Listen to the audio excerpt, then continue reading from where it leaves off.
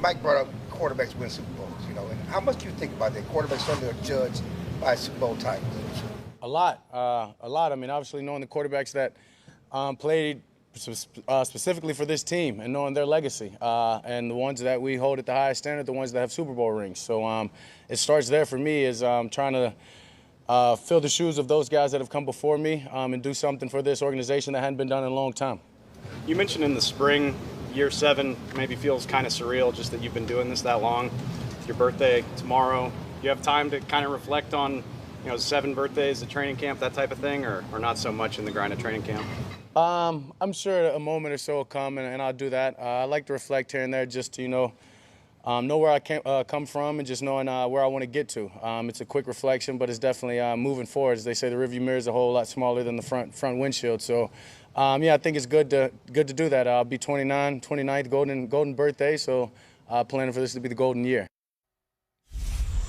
I didn't know that 29 was the golden birthday, but I'm almost doubled up. I'll be double golden. We'll both be double golden next year if that's the case. So it is the 29th. He'll be 29 on the 29th.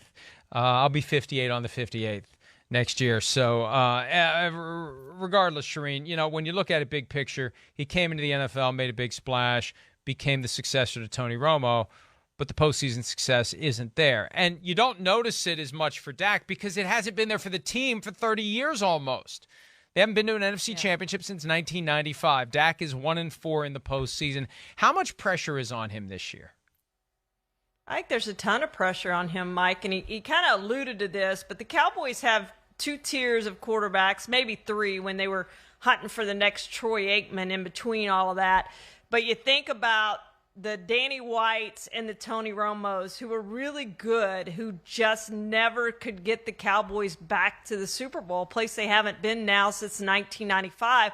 And then you have Troy Aikman and Roger Staubach, who did that, who won multiple Super Bowls for this organization. So you want to obviously be in that second tier. You want to be in that tier of guys who've won Super Bowls for this team. And he hasn't even gotten that team to the championship game yet, Mike. And that was a disappointment the way last year ended. And you think back to the run that he made at the end of that game and the decision that was made there, and they didn't get a chance to try to beat the 49ers. And so they lost the 49ers at home in a wild card game and didn't even get to the divisional round.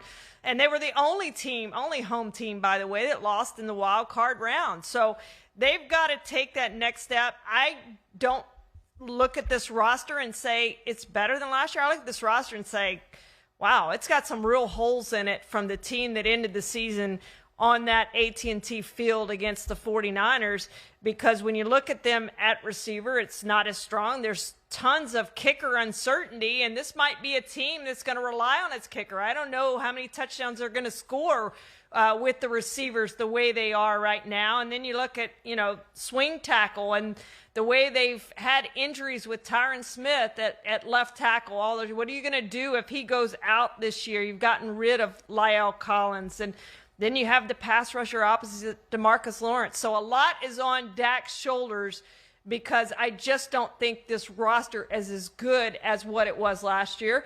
But it's really going to come down to how well that defense plays too, Mike. That play that ended the season last year for the Cowboys, Mike McCarthy, the head coach, got the bulk of the blame. But some of it has to fall on the quarterback, to the extent that you are the field general. You are the guy who is calling these plays. You're the guy who's practicing these plays. And that's been the big failure here. And here it is. I'm sorry, Cowboys fans, but we're not the ones who called it or ran it or failed to realize that you needed to leave a door open so that the umpire can get through and set the ball. And C.D. Lamb told us at the Super Bowl that when they practiced it, they never did that. And I compare quarterbacks when it comes to overall level of obsessive preparation to Peyton Manning, because he set the standard. And maybe it's unfair to compare any other quarterback to Peyton Manning, but there's no way in hell Peyton Manning runs that play. First of all, he can't literally run that play because he can't run. But there's no way that you do that.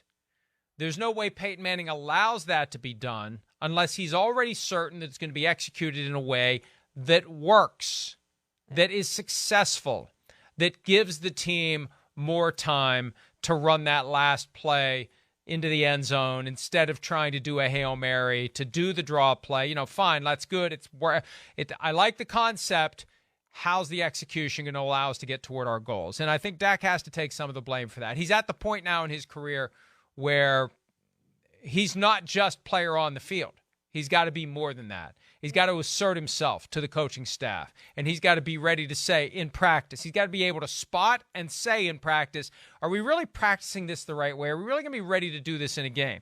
And even if you don't practice it the right way, you got to have the awareness during the game to recognize, I got to get out of the way so the umpire can come get the ball and set it so I can clock it and have that one shot at the end zone. There's no guarantee they were going to score, but it just was such a disappointing way to see their season come to an end. Yeah, and I would say this. Dak is good. Is he good enough? I don't think anybody knows that yet to do what Troy Aikman and Roger Staubach did, to lead them to the Super Bowl, place they haven't been since 1995. I don't think we know that yet, and it is getting late in his career, and there might come a day when they do have to make that decision that the Rams and some other teams have made, the 49ers are making this year, to say, he's not good enough to get us where we ultimately want to be. And guess what? Jerry Jones is 80 years old. He doesn't have a long time left to try to win that next Super Bowl. Here's what Dak has to do.